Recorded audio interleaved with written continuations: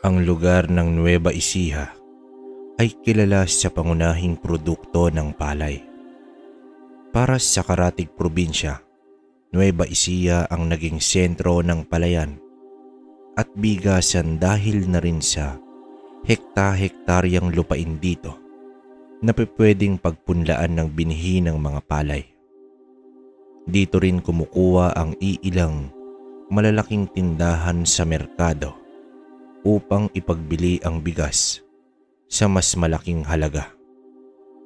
Ngunit itong ilalahad ko sa inyo, ito ay kwentong dito iikot ang nakakakilabot na naganap sa totoong buhay.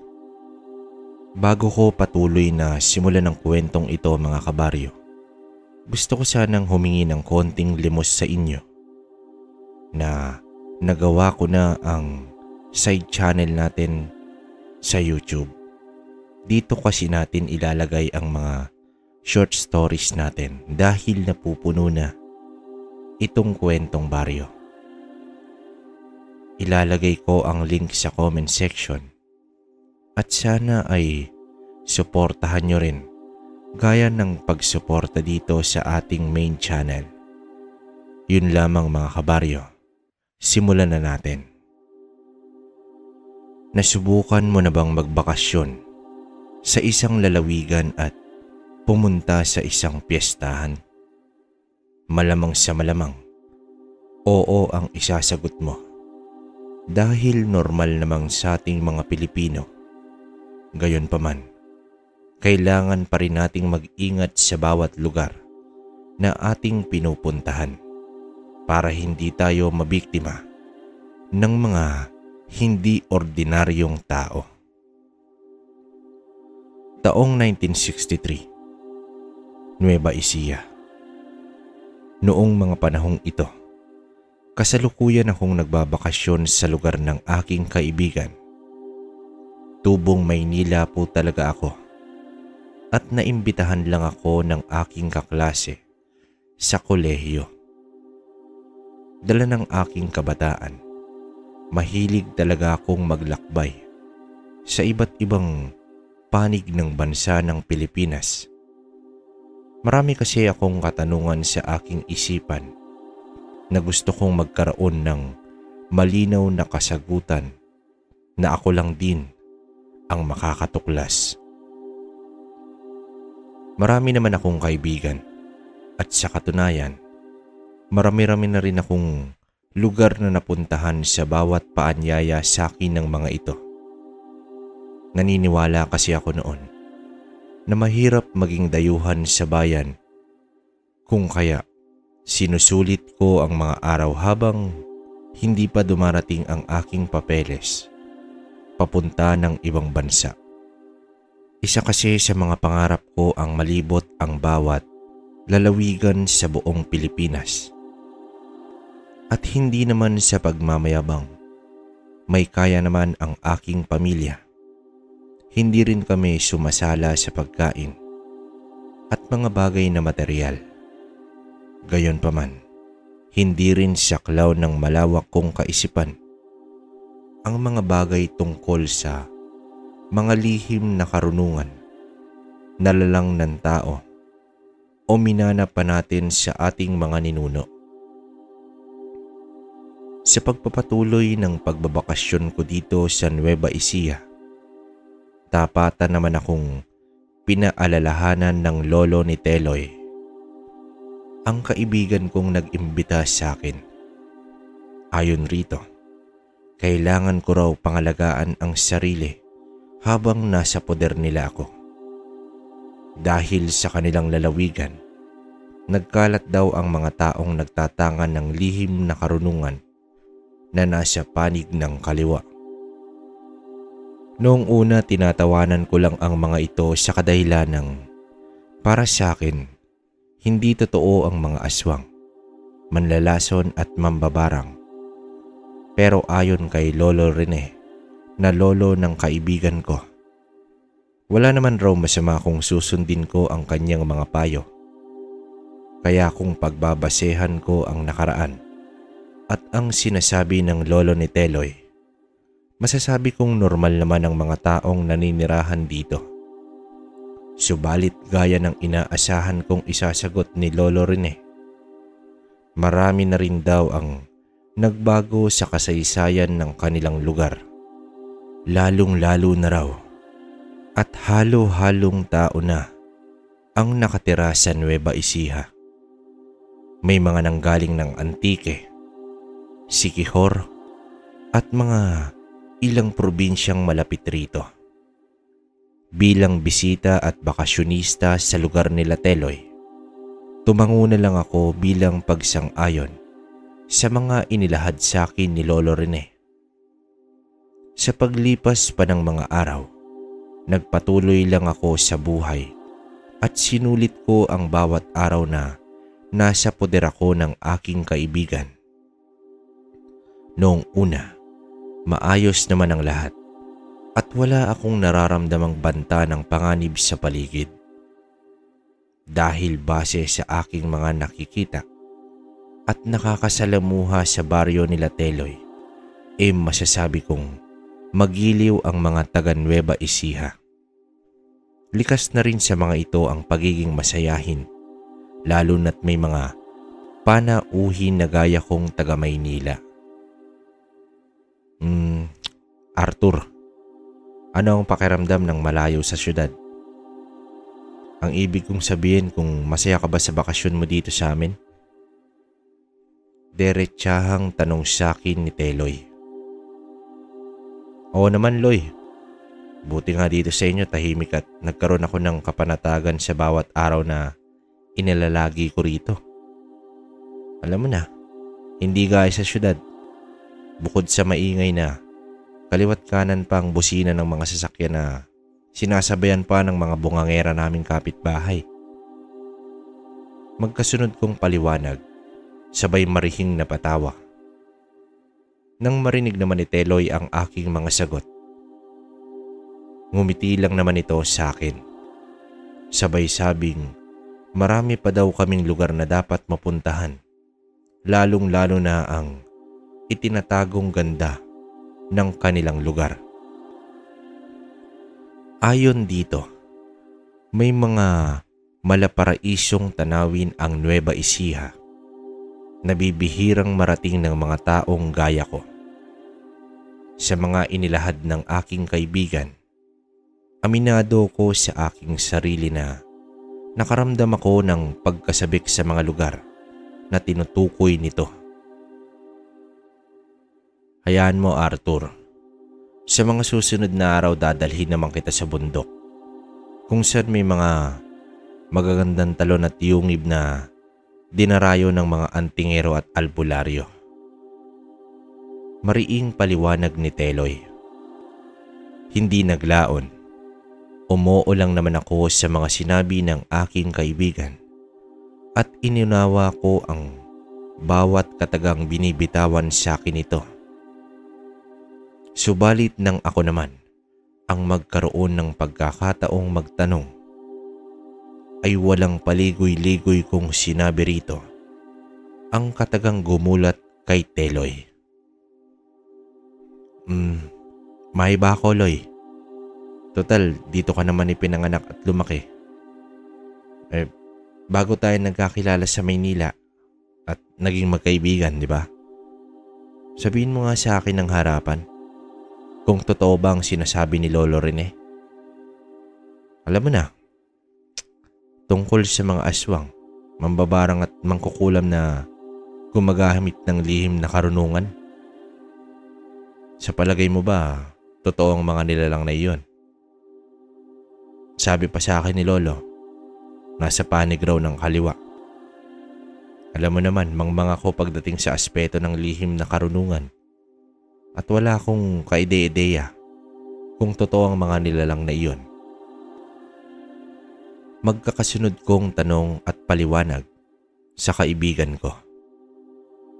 Maya-maya pa, tapatan namang inilahad ni Teloy sa aking harapan na ang mga nilalang na sinasabi ni Lolo Rene ay pawang mga totoo at hindi kuno-kuno lamang. Dagdag pa nito na may mangilan-ngilan na sa kanilang baryo ang nakakita ng mga hindi ordinaryong nilalang. Sa paglalahad ni Teloy, mababanaag ko sa pagmumukha nito na pawang nagsasabi ito ng purong katotohanan. Dahil kung karanasan lang daw ang pag-uusapan, marami na itong nasaksihan, na binarang at kinulam. Hindi rin nito ipinagkaila sa akin na minsan na itong nakaengkwentro ng isang aswang. Matapos ang mahaba naming pag-uusap at palitan ng mga kuro-kuro, nanatili lang akong walang kibo. Kung kaya naman, sa tuwing nagkikita kami ni Lolo Rene, harapan kong inilahad dito na susundin ko na ang kanyang mga utos. Sa paglipas pa ng mga araw, naging abala kami ni Teloy sa paglilibot sa kanilang baryo. May mga pagkakataon na dinadala ako ng aking kaibigan sa mga magagandang lugar na itinatago ng kanilang bayan. Isang araw nga, habang naglalakad kami ni Teloy, nakasalubong namin ng isang binatang hindi nalalayo ang edad sa amin. Pero ayon dito, ang binatang iyon daw ay isa lang sa kanyang mga kababata sa kanilang baryo. Hindi naman naglaon nang mapatapat ito sa amin. Harapan naman akong binati nito ng nakangiti habang tinitingnan ako nito mula ulo hanggang paa. Maya-maya pa, bigla naman itong nagsalita ng mga katagang hindi ko inaasahan. Habang nagsasabi ito ng, "Kamusta ka, kaibigan? Siguro ikaw yung taga Maynila na kaklase ni Teloy sa kolehiyo. Nga pala, ako si Densyo, kababata ni Teloy. Taga riyan lang ako sa dulong parte ng baryo. Maligayang pagbabakasyon dito sa aming baryo." Magkakasunod na paliwanag at pakilala sa akin ni Densyo. Makalipas pa ang ilang segundo, dumiretso na ito sa kanyang pupuntahan. Ngunit laking gulat ko na lang nang bigla itong lumingon sabay sigaw ng, "Siya nga pala, mga kaibigan. Malapit na ang pista ng patron sa kabilang baryo. Baka naman may libre kayong oras. Alam nyo na, samahan nyo ang mamista. Saka huwag kayong mag-alala. Marami akong kakilala ron. Pwede tayong makikain kahit saang bahay." Magkasunod na paliwanag at pag-ayaya sa amin ni Densyo. Sa tuluyang pagtalikod nito sa amin ni Teloy, bigla naman kaming nagkatinginan ng aking kaibigan. Sabay tanong sa akin na kung gusto ko raw bang makipista sa kanilang baryo. At dahil bago lang ako sa lugar ng mga ito, aminado ko sa aking sarili na wala akong kaide-ideya kung papaano ba magraos ng piyesta ang mga taga Nueva Ecija. Pero ayon sa kaibigan ko, simple lang naman daw ang pagdiriwang ng piyesta sa kanilang kalapit baryo. Hindi magarbo gaya ng ibang lugar na may mga banda at musikong umiikot pa. Sapat na raw sa mga ito ang konting tunog ng tambol galing sa mga ati-atihan at konting palaro. Dagdag pa nito na kung handaan lang ang pag-uusapan, bumabaha ng pagkain sa bawat tahanan.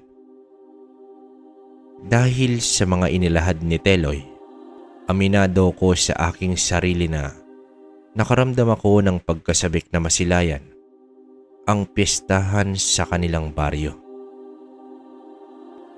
Habang patuloy kami sa paglalakad, hindi ko namalaya na ibang baryo na pala ang aming napuntahan. Kung kaya naman sa pag-ikot ng aking paningin, napansin ko na lang sa mga mata ng mga tao na nasa aming dalawa ni Teloy ang atensyon ng mga ito na pawang mga namumula ang mata. Magaganda rin ang mga bahay na naroroon at hindi maipagkakaila na may kaya sa buhay ang ibang residenteng naninirahan doon.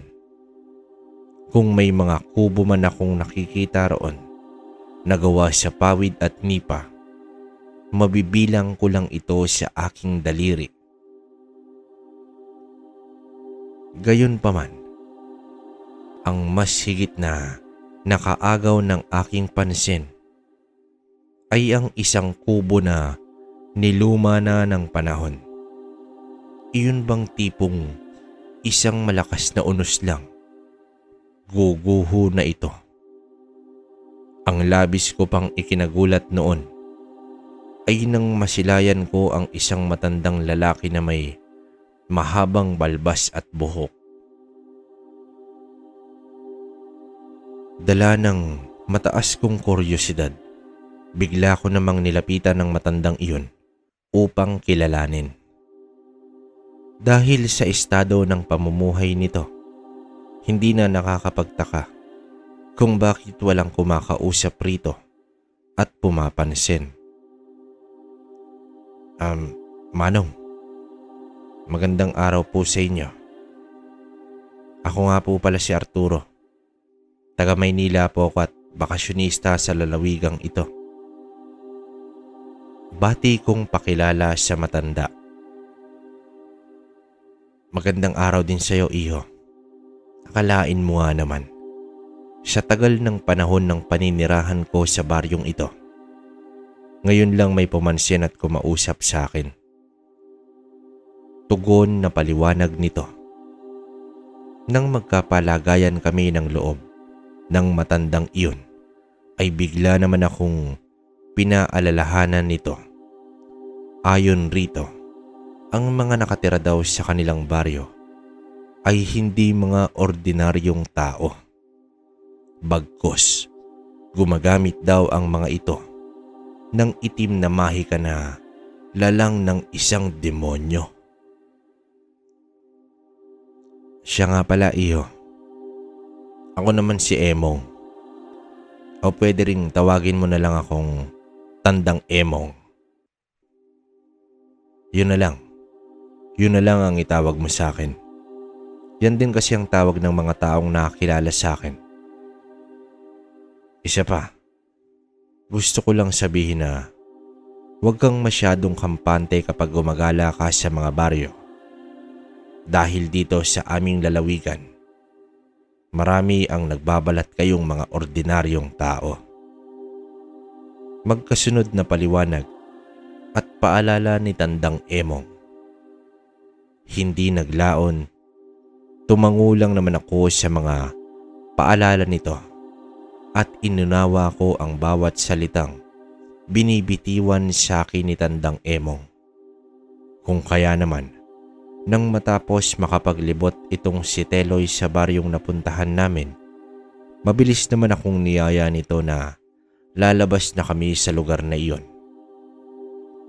Sa pagkakataon na iyon, ay nagpaalam naman ako ng maayos at mahinahon kay Tandang Emong. At nagsabi rin ito na sa mga susunod na linggo ay pista ng patron sa kanilang baryo. Tumango lang naman ako sa sinabi ng pobreng matanda at kung may pagkakataon daw ako, pasyalan ko daw siya sa kanyang kubo sa araw ng piyesta. Makaraan pa ang ilang minuto, tuluyan na kaming lumabas ni Teloy sa baryong iyon. Sa pagbagtas nga namin ng daan pauwi sa bahay ng aking kaibigan, walang pagdadalawang isip ko namang binanggit rito ang mga bagay-bagay na inilalahad ni Tandang Emong sa akin. Ayon kay Teloy, tanging si Tandang Emong lang ang albularyo sa baryong napuntahan namin. At kilala raw ito ni Lolo Rene. Sa katunayan, iniilagan talaga ng mga tao sa baryong iyon ang matandang manggagamot. Matagal na raw kilala itong si Tandang Emong na laman ng mga sugalan. Halos lahat daw ng may mga patay na nakaburol laman noon itong si Tandang Emong. Bihasa rin daw ito sa paglalaro ng baraha. Halos wala raw tumalo sa matanda. Kaya nang minsang may mapadayo sa kanila upang magsugal, ay dun daw inutay ni Tandang Emong ang mga ito. Dahilan bakit siya binansagang Emong Balasador. Ang angas. Nakausap at nakilala mo na pala si Tandang Emong. Bueno, ang masasabi ko lang, mabait ang matandang yon at kakilala ito ng Lolo Rene. Pero huwag kang mag-alala. Malalim ang aral na tinatangan ng matandang yon. At palabati talaga ito sa mga tao, lalo na kung kagaya mong bakasyonista. Ayon pa sa Lolo Rene, marami-rami na rin daw itong aswang na pinaslang noon kabataan nila. Bantog na albularyo kasi ang pinanggalingan ng angkan ng matandang yon. Hindi ako sigurado pero ang sinasabi ko lang sa iyo, kaibigan, base ito sa mga ikwinento ni Lolo Rene noong bata pa ako. Magkakasunod na paliwanag naman sa akin ni Teloy ang gumulat sa akin. Nang tuluyan na kaming makarating sa pamamahay nila Teloy, nakita ko naman si Lolo Rene na nakakunot ang noo nito, na para bang hindi nito nagustuhan ang ginawa naming paglilibot sa mga baryo. Maya-maya pa ay bigla naman itong nagsalita ng hindi namin inaasahan na tuluyang gumulat sa aking kamalayan habang nagwiwika ng mga katagang. Teloy, bakit mo naman dinala ang kaibigan mo sa kabilang baryo? Huwag kang magsinungaling dahil nakita kayo ni Densyo na pupunta ron. Pasigaw na tanong ni Lolo Rene.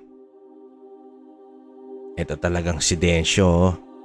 Napakadaldal gayong siya naman itong nag-ayang pumunta kami roon sa mga susunod na buwan. Tugon na paliwanag ni Teloy.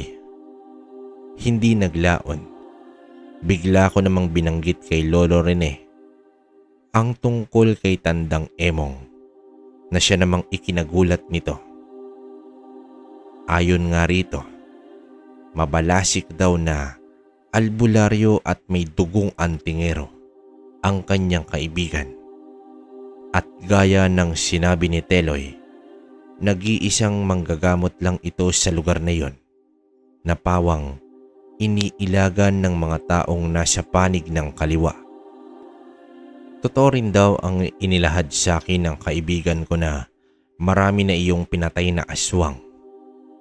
Kung kaya naman, wala daw akong dapat ikabahala sa matandang iyon dahil eksperto din ito pagdating sa aspeto ng panggagamot sa barang, kulam at kung ano-ano pa. Dahil sa aking mga narinig, aminado ko sa aking sarili na nagkaroon ako ng mga agam-agam sa aking isipan habang kinukumbinsi ko ang aking sarili na kung totoo ba ang mga bagay-bagay na may kinalaman sa mga mambabarang, mangkukulam, manlalason at mga aswang. Sa pagpapatuloy ng pag-uusap namin ni Lolo Rene, muli akong pinaalalahanan nito na mag-iingat ako sa aking mga paglilibot sa baryo. Ilang minuto pa ang nakalipas. Bigla naman akong binigyan ng lolo ni Teloy ng isang medalyon sa anyo ng isang kulay tanso na pilak. Ayon rito, mainam ang medalyong iyon pangontra sa mga yanggaw at binhi ng aswang. Yun daw ang kilalang medalyon ng Siete Arcangheles.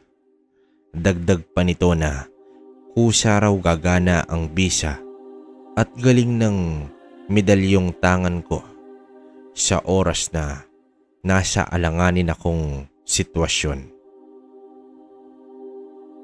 Arturo, iho, wag mong iwawaglit sa katawan mong medalyong yan. Dahil kusa itong lilikha ng mainit na enerhiya bilang babala na nasa alanganin kang sitwasyon. Mariing paalala ni Lolo Rene. Oh, Lo.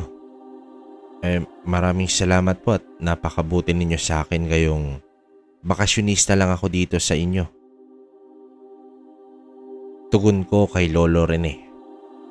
Dagdag pa nito na iiiwas ako ng medalyong iyon sa Yanggaw, binhi at balis ng mga aswang. Sa katunayan, ang medalyong iyon ay galing din kay Tandang Emong, ayon sa pahayag ni Lolo Rene. Kung kaya naman, matapos kaming makapag-usap ng lolo ni Teloy, naramdaman ko sa aking sarili ang tunay na malasakit ng isang lehitimong taga Nueva Ecija. Sana all.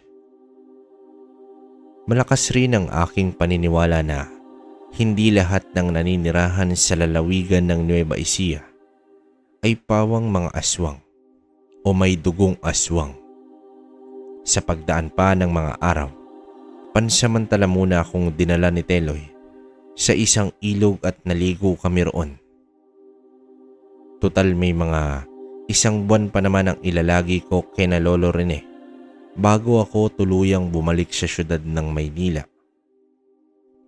Habang nagtatampisaw kami sa ilog, namataan ko naman ang isang grupo ng mga kalalakihan na napadaan kung saan kami malapit naliligo. Pawang nanlilisik ang mga mata nito kahit sa katirikan ng araw habang nakangising nakatitig sa amin. Pero laking gulat ko nang lumapit sa akin ng isang lalaki at bahagya akong kinikilala nito. Kasabay nito, nagtanong ng iilang bagay kung sino at taga saan ako. Kaya naman bigla akong napatayo sa ilog at nilapitan ang lalaking iyon. Kaibigan, mukhang bago ka rito at kung hindi ako nagkakamali, taga Maynila ka. Tama ba ako? Patanong na bati ng lalaking iyon. Oo kaibigan, tama ka. Bakasyonista ako kay Teloy. At oo, dayo lang ako sa lugar na ito. Tugon kong paliwanag sa isang lalaki. Ba gusto mong mamiesta kaibigan? Diyan lang ang baryo namin. At maraming kakaibang putahero na wala sa lugar mo. Mariing alok pa ng lalaking iyon habang nakangisi sa akin na animoy isang demonyo. Tumango lang naman ako dito bilang pagsang-ayon sa pagyaya ng lalaki. Gayunpaman, wala naman akong itinugon rito o ipinangako na makakapunta ako sa baryo ng mga ito. Kung kaya naman, matapos kaming magkakilala ng taong iyon, mahinahon naman itong nagpaalam sa amin ni Teloy. Kaya naman bago pa tumalikod ang araw sa kalupaan, niyaya na ako ni Teloy na bumalik sa kanilang pamamahay. Dahil sa mga oras na iyon, malapit na ring magtakip silim. Ang lahat ng kaganapan sa bawat araw na naranasan ko sa probinsya ng aking kaibigan ay palihim kong isinusulat sa aking kwaderno. May pagkakataon din na tinuturuan ako ni Lolo Rene patungkol sa pag-aaral ng mga buhay na kataga ng isang manggagamot na itinuro din pala sa kanya ni Tandang Emong noong kabataan pa nila. Iyon naman daw bilang proteksyon ko na din sa sarili kung sakaling mapadpad ako sa ibang lugar nang ako lamang mag-isa. Bagaman hindi aktibong albularyo o manggagamot itong si Lolo Rene, subalit marami itong alam pagdating sa aspeto ng lihim na karunungan na magagamit ng isang ordinaryong tao. Lalong-lalo na sa pang-araw-araw na buhay nito. Kontra na din ito sa mga itim na mahika na lalang ng tao at demonyo.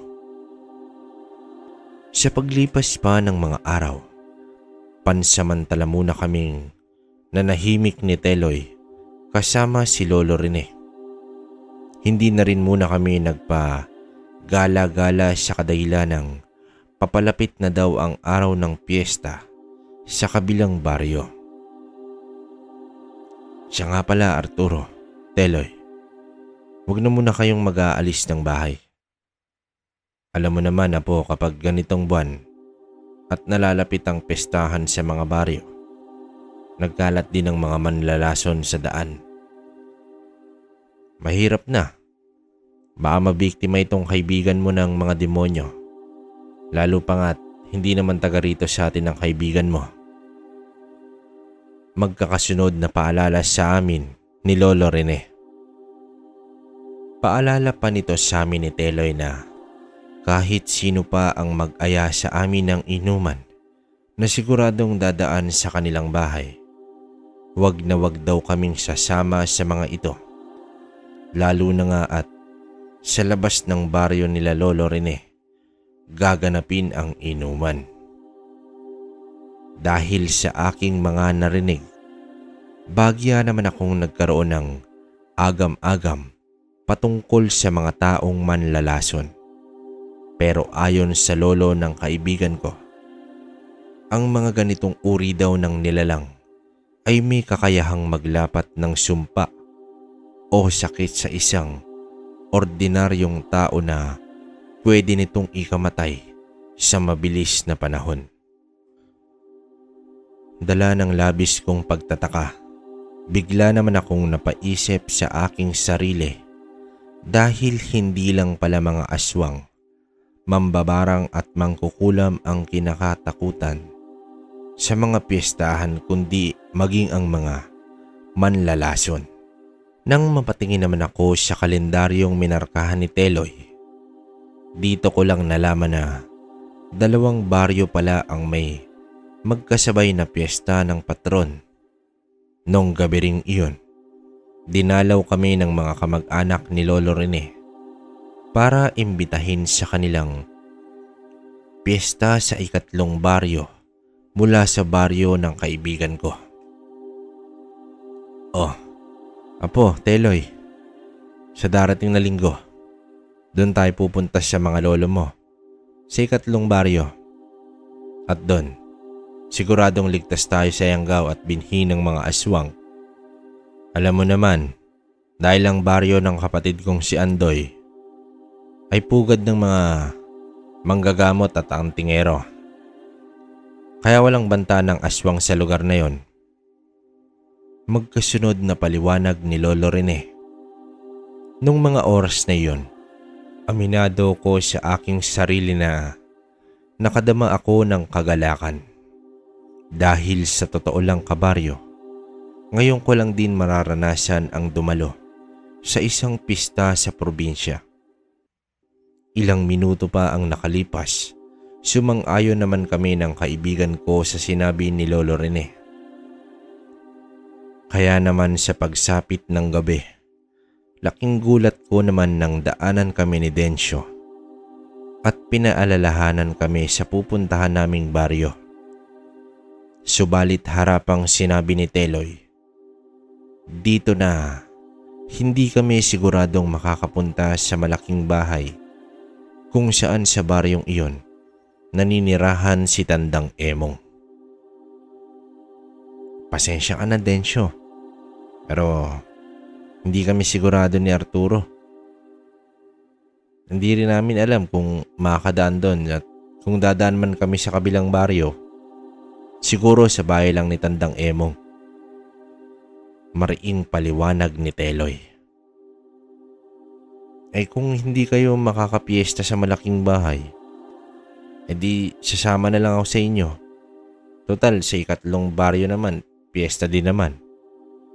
Mariing tugon ni Densyo. Matapos makipag-usap ni Teloy sa kanyang kababata, lumingon lang naman ito sa akin sabay ngiti. Bilang tugon, tumango lang naman ako rito tanda ng aking pagsang-ayon na payag akong sumama si Densyo sa amin sa darating na linggo. Sa pagsapit ng araw ng linggo, maaga kaming nag-ayos nila Teloy at Lolo Rene. Sa kadahilan ng lalakarin lang namin ang ikatlong baryo na sa tansya ko ay aabuti ng 30 minuto mula sa baryo ng mga ito. Makaraan pa ang ilang minuto, nadaanan pa namin ang baryo nila Tandang Emong at bagya kaming sumaglit roon. Halos namangharin ako sa mga inilulutong kakaninang matandang albularyo para sa darating na pesta. Wala itong inilulutong ulam na karne na pangkaraniwan ng inahanda tuwing sumasapit ang pestahan. At ang tangi ko lang nakita roon ay pawang mga kakanin na hindi may pagkakailang pinagbuhusan ng tiyaga at oras para pasarapin ng mga ito. O Rene, kaibigan, napaaga naman yata ang punta mo sa akin. Halika, pasok muna kayo ng makapagkape. Ay, pasensya na kayo at ako'y tinanghali ng gising. Kaya ito, hindi pa tapos maggudgud ng nyog para sa gata. Magkasunod na paliwanag at alok ni Tandang Emong. Sa katunayan, Emong, pupunta kami ron sa ikatlong baryo sa mga kapatid ko. Gawa nang naimbitahan ako ng mga ito. Kaya ito, sinama ko sina Teloy at Arturo. Alam ko namang abala ka at piyesta ng patron ngayon kaya babalik na lang kami kung may pagkakataon, ano Emong? Magkasunod na paliwanag ni Lolo Rene. Hindi naglaon. Nagpaalam kami ng maayos at mahinahon kay Tandang Emong at sumang-ayon naman ito ng nakangiti. Kaya naman paglabas namin sa baryong iyon, bigla naman naming nakasalubong si Densyo. Kung kaya naman, isinama na namin ito sa aming pupuntahan sa ikatlong baryo. Subalit habang papalapit kami sa bukana ng ikatlong baryo, naririnig ko na ang ingay ng mga tambol. Isang indikasyon na nagsisimula na ang kasiyahan sa loob ng baryo. Nang tuluyan na kaming makapasok roon, naging mainit naman ang pagtanggap ng mga kamag-anak ni Lolo Rene. Kaliwat kanan, ang mga nagluluto ng iba't ibang putahe ng ulam at mga nileletsyon na baka. Sa aking pagmamasid sa paligid, napansin naman ako ng Lolo Rene. Dahil alam nito sa kanyang sarili na hindi ko may pagkakaila ang sayang nararamdaman ko sa mga oras na iyon. Lalong-lalo pa sa mga palaro na hindi ko nakikita sa syudad na aking kinalakihan. Arturo, masaya ka ba? Tingnan mo, ganito kasaya ang piyesta sa aming lalawigan. Malayong malayo sa kinagisnan mong pistahan sa syudad. Dito, tingnan mo kahit saang bahay ka pumasok o pwede kang makikain, di ba? Dito kahit hindi ka kilala o imbitado ng mga tao, basta napadaan ka sa isang piyesta, asahan mo na sa iyong sarili na papakainin ka nila. Gayon ba man, Kailangan mo pa rin mag-ingat, iho, ha? Pero sa baryong ito, wala kang dapat ikabahala. Dahil, tingnan mo, puro kamag-anak ko at tanging antingero at albularyo ang naninirahan dito at walang banta rito ng yanggaw. Magkakasunod na paliwanag ni Lolo Rene. Matapos kong mapanood ang mga palaro, diretsahan naman akong inalok ng kapatid ni Lolo Rene. Halos samot-saring putahe ng karne, isda, gulay at kung ano-ano pa ang ipinakain ng mga ito sa akin. Kaya naman nang makaramdam ako ng labis na pagkabusog, kung kaya't bahagya naman akong nakipagkwentuhan sa mga kamag-anak ni Lolo Rene. Habang ang kasama naming si Densyo noon hindi magkamayaw sa mga kinakain nito, na tila ba wala itong kabusugan at ang lahat ng makitang pagkain ay nilalantakan nito. Maya-maya pa nang medyo patirik na ang araw sa kalangitan, nagyaya na itong si Lolo Rene na kami ay uuwi na. Pero laking gulat ko naman ang binulungan ako ng kapatid ng lolo ni Teloy. Sabay hinipan ako nito sa ulo. Kaya naman napangiti itong si Lolo Rene habang nagsasabi ng mga salitang pumukaw sa aking atensyon na labis ko namang ikinagulat. Maswerte ka, iho. At kinagigiliwan ka ng mga kapatid kong manggagamot. Kita mo naman, paalis na lang tayo, binigyan ka pa ng proteksyon nito. Alam mo ba kung bakit? Dahil ngayong araw ang anihan ng mga bagong yanggaw. Tatagal ito hanggang alas 12 ng hating gabi. Alam mo naman siguro yung tinutukoy kong yanggaw, di ba? Magkasunod na paliwanag ni Lolo Rene. Sa tuluyan naming pag-alis, taos-puso naman akong nagpasalamat at nagpaalam ng mahinahon sa mga ito. Sa paglabas namin ng baryong iyon, napansin ko naman si Densyo na halos hindi magkanda-ugaga sa paglalakad dala ng labis na kabusugan. Dahil sa marami pang gagawin si Lolo Rene ng araw na iyon, kaya naman pinauna na namin ito sa paglalakad. Habang kami naman noon ni Teloy ay nakaalalay lang kay Densyo sa paglalakad. Sa pautay-utay na pamamaraan, walang sabi-sabing napahinto kami sa bukana ng baryo nila Tandang Emong. Kaya naman naisipan na rin namin ni Teloy na daanan ng kaibigan ni Lolo Rene. Subalit habang binabagtas namin ng daan patungo sa bahay ng matandang albularyo, bigla naman naming nakasalubong ang pangkat ng kalalakihan na nakita namin noon ng kaibigan ko. Sa ilog, may 2 linggo na ang nakakaraan. Sabi ko na nga ba, hindi mo ako bibiguin, kaibigan. Kita mo naman, pupunta ka rito sa aming baryo. Kasama pa si Teloy. Tamang-tama. Kumain muna kayo sa bahay. Maraming masasarap na putahe roon. At sigurado kung magugustuhan ninyo ang hinihanda ng aming angkan. Mariing bati at alok ng lalaking iyon na nalaman namin ang pangalang itago natin sa pangalang Buboy.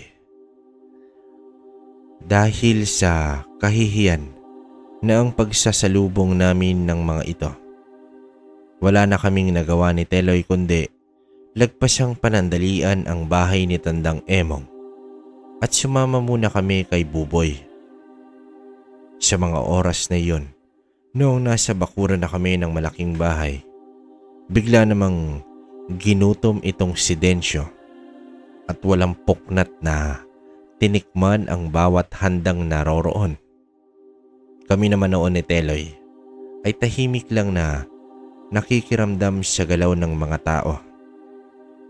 At para hindi mapahiya si Buboy sa pag-imbita sa amin, Tumikim na lang kami ng konti sa handa ng pamilya nito. Maya-maya pa, nararamdaman ko na sa aking sarili na unti-unting nagiinit ang tangan kong medalyon na ibinigay ni Lolo Rene. Isang indikasyon lang ito na nasa peligro na kami at napapalibutan ng mga hindi ordinaryong nilalang. Naamoy ko rin sa karning handa nila Buboy ang masangsang nitong amoy na para bang hindi iyon galing sa karne ng baboy. Hindi gaya roon sa ikatlong baryo na malinis at walang amoy ang mga karneng iniluto ng mga kapatid ni Lolo Rene. Ang isa pa naming napansin ni Teloy sa mga taong naroroon sa malaking bahay ay pawang namumula ang mga mata ng mga tao na kung kumain ng karne ay para bang wala ng bukas. Yun bang akala mo mauubusan at parang hindi kakain kinabukasan? Ganun na ganun kabaryo. Kaya naman nang makakuha kami ng pagkakataon, mahinahon naman akong nagpaalam ng maayos kay Buboy habang pilit kong iginuhit sa aking bibig ang ngiti ng pasasalamat rito.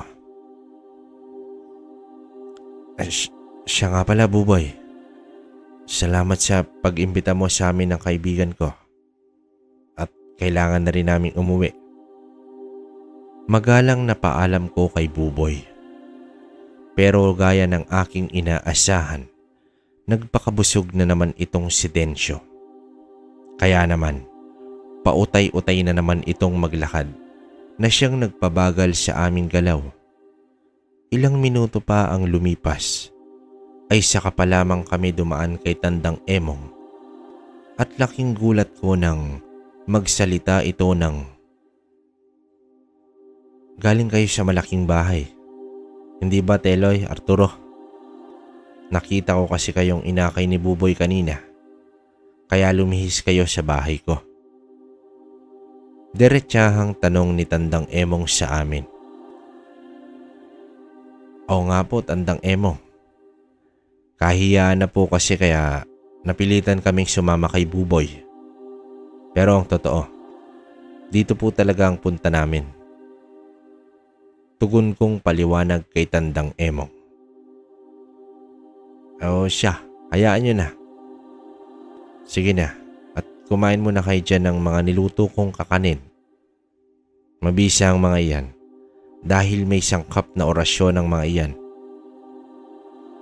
Mariing paliwanag ni Tandang Emong na nagpagulo sa aking isipan. Dagdag pa nito na ang lahat ng dayong bisita sa kanilang baryo ay inalok at pinakain rin ito ng kanyang mga espesyal na kakanin. Pero gaya ng inaasahan, meron ding mga tumangging tikman ang handa ng albularyo, gaya na lamang ni Densyo. Matapos naming matikman ni Teloy ang mga kakanin ni Tandang Emong, bigla namang gumaan ang aming pakiramdam at nawala ang bigat sa katawan namin. Hindi gaya noong nasa malaking bahay kami nila Buboy, kung saan nilantakan ni Densyo ang lahat ng karne. "Siya nga pala, baka mamayang gabi dumalaw ako sa inyo Teloy. Ipaalala mo sa Lolo Rene mo. Maliwanag ba?" Patanong na paalala ni Tandang Emong. Hindi naglaon. Tumango lang naman kami ng kaibigan sa habilin ng matandang albularyo. Kaya naman nang makauwi kami sa bahay ni Lolo Rene, laking gulat ko nang amuyin kami nito sabay sabi ng, "Mabuti naman at ligtas kayong nakauwi at wala kayong bahid ng yanggaw. Dumaan ba kayo kay Tandang Emong mo, Teloy?" Patanong na bati ni Lolo Rene. Oo lo. At nayaya rin kami ron sa malaking bahay nila Buboy. Hindi naman siya maselan kami sa pagkain pero hindi kaaya-aya ang amoy ng ginagamit nilang karne ng mga ulap. Tugon na paliwanag ni Teloy sa kanyang lolo. Aba, apo, kailan ba naghanda ng karne ng baboy o baka ang mga aswang? Patanong na tugon ni Lolo Rene. Nang tuluyan ng tumalikod ang araw sa kalupaan, pasado 10:00 ng gabi, laking gulat namin nang dumating si Tandang Emong na may dalang bayong. Doon nga ay nakita naming naglalaman ito ng sundang, buntot pagi at kung ano-ano pang panlaban at pandepensa daw sa aswang. Makalipas pa ang ilang minuto, nakarinig naman kami ng umaatungal na boses at aminado ko sa aking sarili na ginagapangan ako ng hilakbot sa buo kong katawan. Kasabay nito, ang pagsasalita ni Tandang Emong ng mga katagang gumulat sa aking kaisipan. Nariyan na sila rin eh. Susunduin na nila ang mga bagong yanggaw. Pero sa maniwala ka man o hindi, wala silang susunduing demonyo sa pamamahay mo. Akala yata ng mga demonyong yun may mayayanggaw nila ang mga batang ito.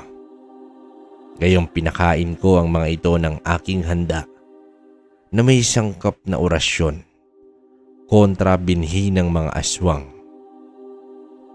Magkakasunod na paliwanag ni Tandang Emong. Maya-maya pa ay bumungad naman sa harapan ng pamamahay ni Lolo ang pangkat ni Buboy. Doon nga ay nakita naming kasama si Densyo na pawang nanlilisik ang mga mata at naglalaway na parang asong ulol. Kasabay ang pagsasabi ng mga katagang inaasahan na ni Tandang Emong mula sa mga ito. Mang Rene, sinusundo na namin ang iyong apo at ang bisita niyong taga Maynila para sa aming salinlahi ng mga aswang. Deretsahang sambit ni Buboy. Umalis na kayo, Buboy, at wala kayong susunduin sa pamamahay na ito dahil namatay na ang binhi ng yanggaw sa katawan nila Teloy at Arturo. Pinakain ko sila ng kakanina, ako mismo ang nagluto na may sangkap na orasyon. Alam mo na din sa iyong sarili na taon-taon kong pinaghahandaan ang inyong anihan ng mga bagong yanggaw. Magkakasunod na paliwanag ni Tandang Emong. Hindi kami aalis sa lugar na ito. Ano man ang mangyari, at kukunin namin ang 2 binatang nasa loob ng pamamahay na yan. Mariing banta ni Buboy. Ikaw ang bahala, Buboy. Pero patayin mo muna ako bago mo maisakatuparan ang ninanais mo. At kapag nagawa mong makalagpas sa aking tinatangan, malaya mong magagawa ang gusto mo. Mariing paliwanag ni Tandang Emong. Subalit nang magpumilit si Buboy na kunin kami ng mga ito, dito na tumaas ang tensyon. Kaya ginamitan na sila ng dahas ni Tandang Emong. Sa sobrang lakas ng hagupit nito, paisa-isang humahandusay sa lupa ang mga aswang dulot ng malalakas na hataw ng buntot pagi ng matandang albularyo. Doon nga ay nakita ko pa noon ang medalyon ng 7 Arcangheles na nasa kamay ni Tandang Emong. Pati si Densyo noon na niyanggaw ng mga ito ay nakatikim rin ng isang malakas na hagupit. Nang mapansin ni Buboy na paunti-unting nauubos ang kanyang kasamahan, kusa na kaming tinantanan ng mga ito hanggang kinabukasan, at sa mga sumunod pang araw, wala nang nagtangkapang bumalik sa bahay ni Lolo Rene. Kaya naman, kahit ilang taon pa ang lumipas, hinding-hindi ko makakalimutan sa aking buhay ang naging bakasyon ko sa lalawigan ng Nueva Ecija.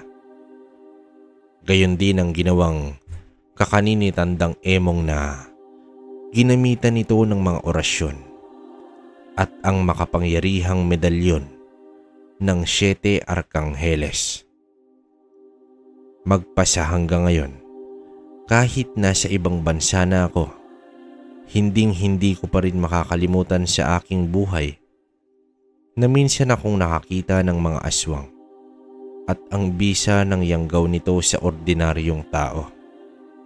Pero uulitin ko lang po sa inyo, kabaryo, na hindi lahat ng naninirahan sa Nueva Ecija ay pawang mga aswang o may dugong aswang.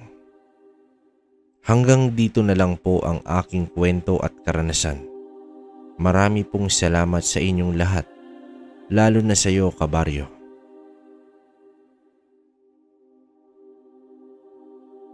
Okay, yun, so kamusta mga kabaryo?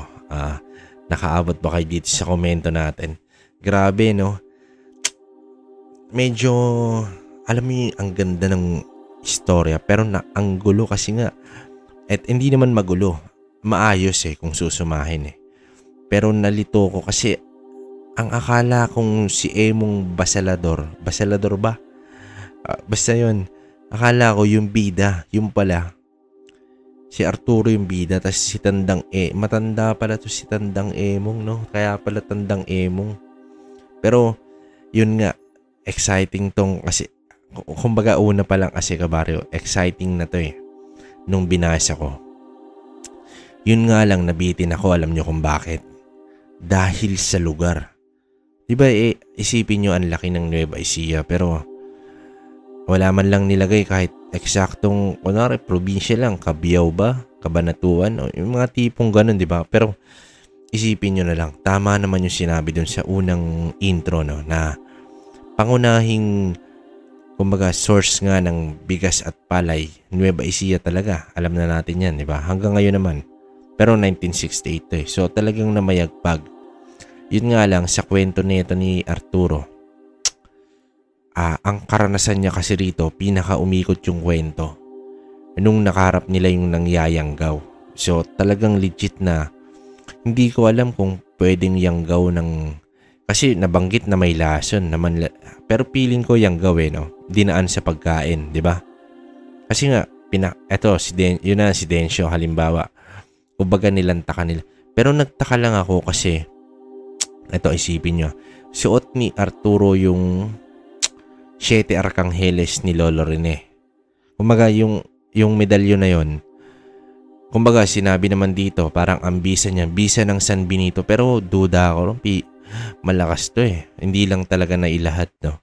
Siguro pag talagang antingero ka, na panggamit talaga, na ikaw mismo yung bumuno at bumuhay. Alam mo yung dasal at susi. Pero kung normal na tao ka, tas ganyan, pineram sa'yo, binigay ni Lolo Rene. Kumbaga, buhay yan, may orasyon yan, pero may limitasyon yung kakayahan. So, ang nangyari, nag-init lang, di ba? Yun nga, tama naman pala, nakaramdam naman ng hindi maganda to si Arturo. Kasi nung napadbad sila sa ilog, parang wala pa ata sa kanya yung medalyon di ba? So, yun, tas yun hanggang sa part na dumating na hawak na ni Tandang Emong. No, isipin nyo, buntot pagi. May alam naman natin na number 1 na depensa at panlaban talaga yan. Panahon pa ng kopong-kopong, aswang ay bawang asin pa lang, di ba? So, dito kumbaga naging old school na tema talaga yung nangyari. Kasi 1968, sobrang tagal na, kabaryo. Hindi pa ako buhay nito. Hindi pa buhay nanay ko. So, bilangin nyo. Yun. Talagang legit, no? Na yung mga ganun palang medalyon is talagang matagal na panahon na. Although, kung meron naman ako, meron naman kami. Kagaya niyan. Pero, hindi ko masyado kasing binibigyan ng kumbaga, dito pa rin tayo nakabase sa istorya. Mga siguro last upload natin, siguro yung mga nakaraang videos natin, meron doon na parang binanggit na about sa medalyon. Pero, medyo duda ako. Parang siguro pananaw nila yon, pero ay sila yung naka-experience hindi naman ako eh. Ang role ko lang naman dito, kabaryo, basahin yung sulat. So wala, sabi ko nga sa inyo, wala tayong karapatang baguhin yan. No, so feeling ko ano na naman to, another kwentong nakabitin. Grabe. Ba't ganito, no? Ano ba, sender? Ba't lagi kayong nambibitin? Sana ang na-interview man lang si Tandang Emong, yung pinagdaanan bilang, pero yun sa baryong kung nasaan. Ayun pala may clue. Kumbaga iba't ibang baryo. Tama ba? Pag baryo ba, lalawigan na. Di ba hindi pa naman eh, no? Kumbaga barangay to sa panahon natin ngayon, di ba? Kumbaga barangay 111, barangay 112, parang ganun eh. Pero yun nga, sa baryong kinabibilangan ni Tandang Emong, siya lang yung albularyo. Pero siguro hindi nila masyadong pinangalandakan ba? Ayun, tama. Hindi nila masyadong pinangalandakan na may lahing antingero to. Kumbaga antingerong manggagamot. Kasi biruin nyo, alam niya yung 7 Arcangheles. Tas yung pamilya pa ni Lolo Rene, mga purong antingero. Biruin nyo, inusalan si Arturo. Siguro ano yun, kunat saka poder sa katawan yung binigay. Kasi yun lang naman yung pwede mong ibigay eh. Hindi ka naman pwedeng dasalan ka ng susi ng ano pero wala naman sa yung mismong, wala ka namang mutya o wala kang tangan. Pwede lang sa'yo taasan ka ng poder sa katawan bilang gabay. Tapos yan, sa bulag, yan, mga yan. Pero yung ganun, hindi ubra yun, alam ko. Tapos yun, grabe. Grabe yung mga kwento natin. Alam nyo ba? Ito, bigyan ko kayo ng konting trivia. Alam nyo ba na nasa mayigit 20 stories to na puro antingero na ganito? Di ba nakaraan nagpa-poll ako sa inyo mga kabaryo na ano gusto nyo ganyan? Yun nga, mali rin ako ron eh. Kasi di ba aswangan, si halos sa isang kwento pala talaga, all in na. Aswang, mutya, antingero, medalyon. Di ba? Hindi siguro medalyon babad tayo eh. Pero mutya, meron kabaryo. Marami. Grabe.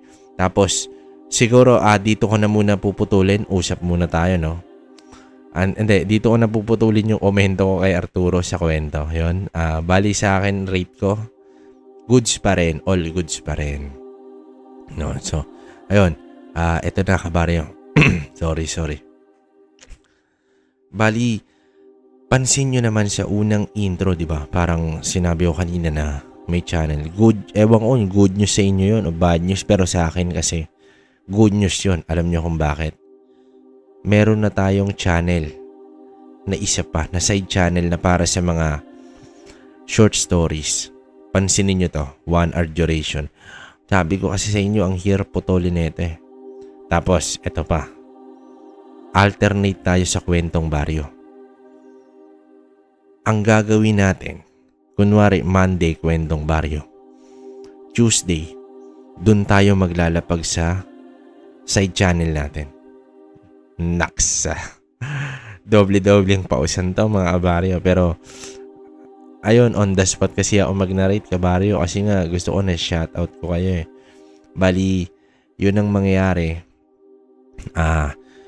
Ilalagay ko ba yung link? Tama ba? Nalilito ako. Yung link ba? Oo, ilalagay ko yung link sa comment section. Kasi hindi pa siya nasa-search. Pero ang pangalan niya, nandun yung mukha ko. Yun yung profile ko. Nakapula ako na polo. Tapos, mga kwento ni Kabaryo. Yun. Subscribe kayo Kabaryo para kahit papano makatulong sa pag-unlad ng channel natin.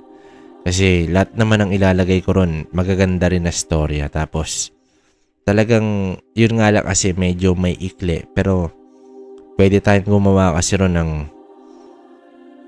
2 story in 1 shot, di ba? So, 1 hour pa rin, pero 2 story. At least, hindi kayo natitenga ng araw na, ano ba to? Alternate, may ganun kasi. So, pasensya na po, tao lang.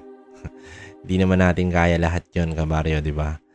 So, ayun lang kabaryo ang masasabi ko. At muli, nagpapasalamat ako sa mga taong patuloy na sumusuporta sa channel natin na Kwentong Baryo. Sana suportahan nyo rin yun kabaryo. Hindi kayo magsisisi.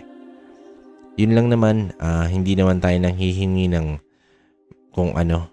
Pero malay nyo, pang milk tea lang, di ba? So, yun.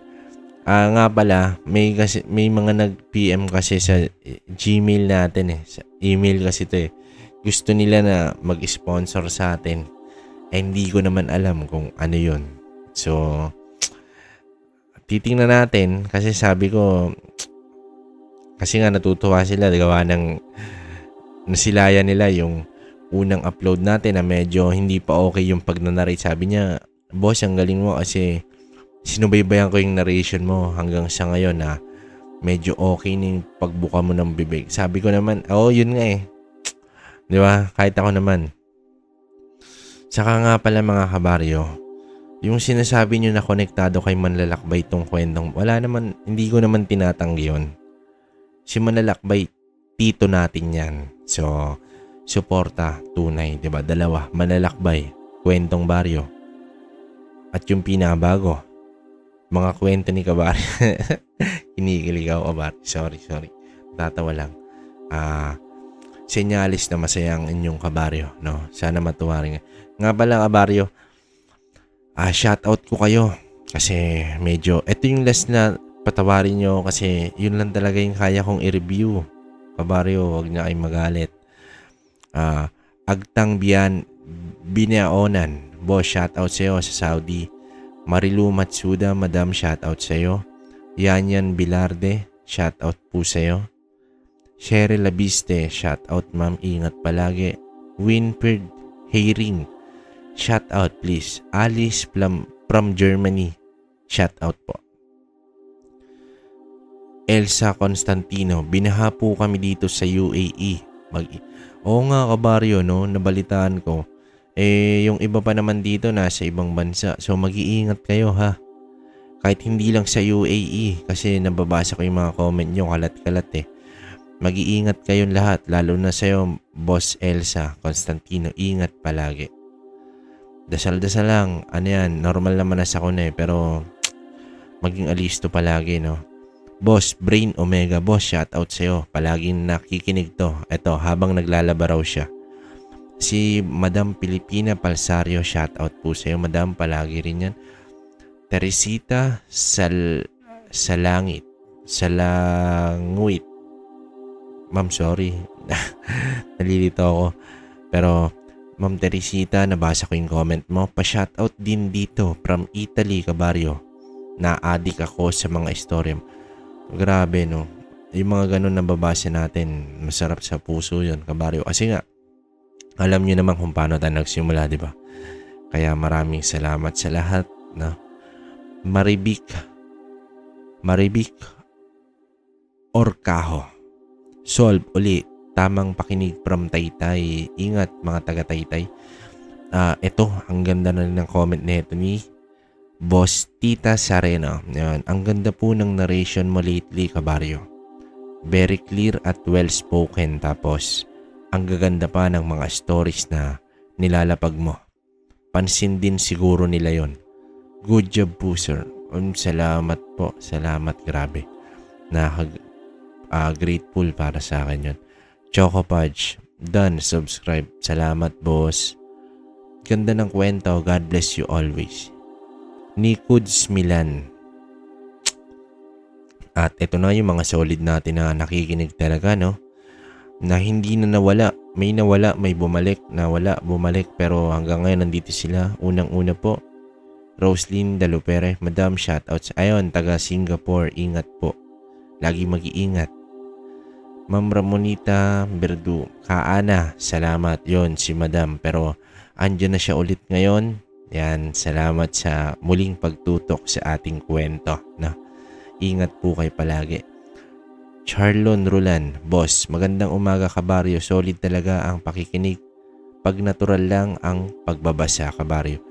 Oo nga boss eh, minsan napapangitan ako pero wala tayong magagawa. Ito lang kaya ng Kabaryo nyo. Rosalinda Dantes, salamat po, salamat. Shifter Place, gusto ko naging maging albularyo. Grabe. Patawad no. Huwag kang mag-albularyo, boss. Arlene Cools Besa, si Madam Arlene. Hello kabaryo, maulan na araw dito sa bansang Singapore. Oh, Ma'am Arlene, tapos Ma'am Roslyn, baka magkakilala kayo, no? Opinion ko siguro strong, Thomas Tanga niya. Ang ganda, nga ba ng komento ni Madam Arlene? Salamat. Grabe. Ang dami pa ng iba eh. Ba't ganun hindi natin nababasa, kabaryo? Si Madam Jenny Golosino. Yon, si Madam Jenny naman nasa Dubai. Ang kasama na ito, no? Siguro si Ma'am Elsa Constantino. Minsan nakakabisado ko na eh, lalo na nababanggit yung mga lugar. Di ba? Ayun nga, sabi na itong isa, napakinggan niya na raw sa ibang channel, hindi natin alam. Pero kung kay Manlalakbay, siguro pinasa ron eh. Tito natin yan. Tapos nga pala, hintayin nyo kasi may nag-send sa atin na sender about sa kwento ng commander to. Pero abangan yun. Abangan nyo, kabare. So yun mga kabaryo, mahaba na yung boses ko. Alam kong ayaw nyo na ako mapakinggan. Joke lang. Muli, maraming salamat kung nakaabot kayo sa puntong to ng pagnanarrate ko. At palagi kayong mag-iingat kung nasan man kayo. Tapos sana suportahan nyo to palagi itong kwentong baryo. Alam nyo naman, wala kayo. Wala ako kung wala kayo. Tama, di ba? So yun, totoo naman. Maraming salamat ulit mga kabaryo. Hanggang susunod na kwento. Mga kwento ni kabaryo. Ha? Kayo na bahala. So yun. Maraming salamat sa lahat. Peace out.